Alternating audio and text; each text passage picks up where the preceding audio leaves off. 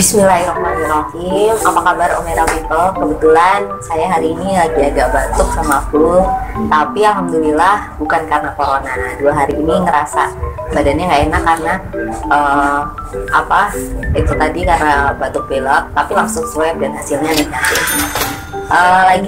Mungkin karena lagi musim pancaroba gitu ya, anginnya lagi kenceng-kencengnya, plus kecapean juga, perlu istirahat.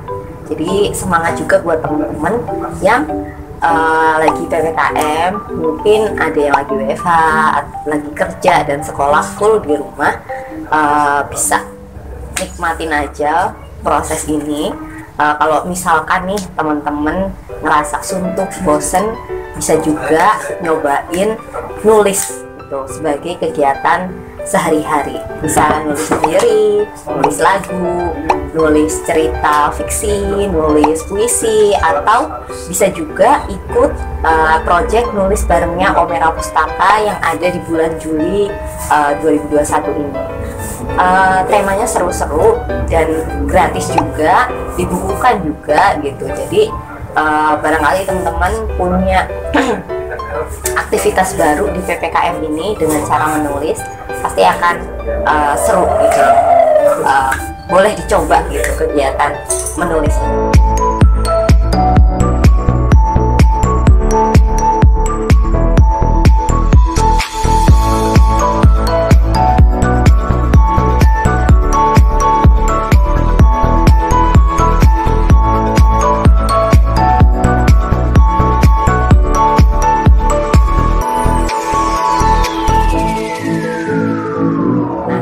Hari ini kita di video Omera Insight kali ini kita mau ngobrolin tentang Ikigai yang kemarin video sebelumnya itu kan kita udah bahas tentang apa itu Ikigai, definisi Ikigai itu kita udah bahas.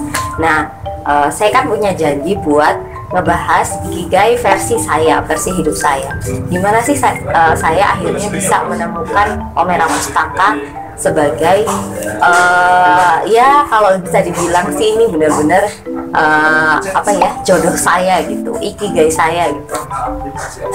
Nah, saya akan mulai dengan pertanyaan yang salah satu pertanyaan yang ada di Ikigai, yaitu apa yang saya suka, apa yang saya cintai. Gini ceritanya teman-teman, dulu saya mengira kalau saya itu suka menanam, suka berkebun, sehingga saya yakin untuk bisnis teh ketika lulus kuliah. Nah, memang betul sih, saya memang melakukan kegiatan-kegiatan pertanian itu, mulai dari menanam, memanen, itu saya seneng banget gitu. Tapi saya menyadari satu hal, kalau saya itu nggak suka memasak. Iya, jadi ternyata ada satu hal yang baru saya sadari setelah bertahun-tahun lamanya saya bisnis teh itu. Ternyata saya nggak suka kegiatan yang sifatnya itu memproduksi sesuatu, entah itu memasak. Konon setelah menyadari itu, masalahnya sederhana itu gitu. Saya ternyata nggak suka memasak dan segala hal yang berbau produksi. Nah, sebenarnya apa sih yang saya suka? Akhirnya ketika saya memutuskan untuk berhenti dari bisnis ini dan menyadari kalau ada hal yang memang nggak saya sukai gitu. Kenapa bisnis ini nggak jalan-jalan? Bisnis teh maksudnya. Bisnis teh yang saya jalankan itu kayaknya stuck dan nggak jalan gitu menurut saya, karena ada sisi yang saya nggak nyaman mengerjakannya gitu. Akhirnya saya mulai mencari tahu kesukaan saya di masa kecil itu apa. Saya mengingat-ingat kembali, dulu saya kecilnya sukanya ngapain ya, saya dulu kecilnya hidupnya seperti apa, itu saya memikirkan itu kembali gitu. Sampai akhirnya saya ingat kalau saya tuh dulu ternyata waktu kecil suka banget mendesain sesuatu. Entah itu dari kertas, entah itu dari kayu, tapi mungkin nggak punya keterampilan dan keahlian gitu. Jadi desain yang saya buat waktu masa kecil saya itu nggak akhirnya nggak pernah punya bentuk gitu. Tapi dari situ akhirnya saya sadar kalau saya itu suka memproduksi ide. Nah, ide-ide itu tadi itu saya produksi dengan cara melamun. Saya suka ngelamun untuk mendesain rumah, saya suka melamun membuat halaman rumah dipenuhi dengan sayur-sayuran. Saya suka melamun membuat desain sesuatu, misalkan saya ngelamun membuat pena dari kayu atau membuat prakarya dari kertas gitu, tapi tidak pernah berbentuk real gitu. Saya selama ini memproduksi ide hanya dalam bentuk lamunan. Jadi goal dari ide-ide yang saya produksi ketika masih belia itu adalah dengan melamun. Ya mungkin waktu itu zamannya belum ada YouTube yang bisa nonton tutorial gitu ya. Jadi melamun itu benar-benar bisa bikin saya bahagia sampai sekarang pun. Kalau misalkan saya lagi capek atau lagi suntuk gitu ya, pelarian saya adalah selalu dengan cara melamun gitu. Nah selanjutnya kesukaan saya pada ide-ide itu akhirnya membuat saya jadi suka sama majalah gitu, karena kakak perempuan saya namanya Mbak Iva, dia dulu suka banget koleksi majalah-majalah intisari bekas. Nah saya senang banget itu waktu misalnya majalah intisari itu datang, saya benar-benar menghabiskan majalah intisari itu. Dan yang saya suka, kenapa saya suka majalah itu ya, setelah saya membaca majalah saya bisa berimajinasi, bisa melamun dengan ide-ide yang baru gitu. Jadi kenapa saya suka majalah, karena ketika selesai membaca majalah intisari itu saya bisa melamunkan hal-hal yang baru gitu ya. Banyak idenya dari majalah itu gitu. Akhirnya kata kunci dari apa yang saya suka itu adalah ide, kemudian melamun, dan majalah. Next, masuk ke pertanyaan selanjutnya, yaitu keahlian apa sih yang saya bisa. Itu tadi cerita tentang masa belia ya. Nah ketika masuk SMA, karena saya itu sejak kecil udah suka sama majalah intisari itu tadi. Nah pas SMA, entah kenapa saya sangat percaya diri sekali untuk menginisiasi ekstrakurikuler majalah dinding yang ada di sekolah. Maksudnya dulu waktu di SMA, waktu saya masuk belum ada ekstrakurikuler itu, dan dengan percaya diri saya menginisiasi ekstrakurikuler itu. Padahal sebenarnya secara kepribadian saya itu orangnya pendiam sejak kecil dan memang punya masalah krisis kepercayaan diri. Cuma entah kenapa ada dorongan yang sangat kuat dari kepercayaan diri saya itu, bahwa saya itu kayaknya bisa gitu membuat ekstrakurikuler baru di sekolah SMA itu, yang mungkin juga nggak terlalu diminati sama siswa lain gitu. Apa sih majalah dinding gitu. Tapi alhamdulillah waktu itu benar-benar asik dan seru banget aktivitas yang saya jalankan, meskipun mungkin saya juga cuma awal-awal ngerjain sendiri gitu ya, sampai akhirnya bisa ngajak teman-teman yang lain juga. Dari kegiatan majalah dinding itu saya suka menghimpun informasi-informasi sekolah, kemudian membuat reportase, membuat mading dengan tema-tema yang beragam. Jadi pokoknya seru banget lah aktivitas saya itu, sampai sekarang saya masih dikenal gitu sama guru-guru bahasa Indonesia, dikenal sebagai Rahmi yang suka di mading, karena memang orang yang menghidupkan mading dan punya prestasi di kejuaraan-kejuaraan mading kalau misalkan sekolah ikut lomba mading. Di masa SMA itu adalah masa saya mulai bisa mengurai ide saya, bukan cuma lewat lamunan aja, tapi juga bisa saya urai dengan tulisan, dengan prakarya, dengan ide-ide kreatif saya ketika saya membuat majalah. Pokoknya itu adalah aktivitas yang membahagiakan banget buat saya, karena dengan membuat mading itu saya bisa berkreasi, terus menuangkan ide-ide saya, dan diapresiasi juga sama guru dan teman-teman sekolah gitu.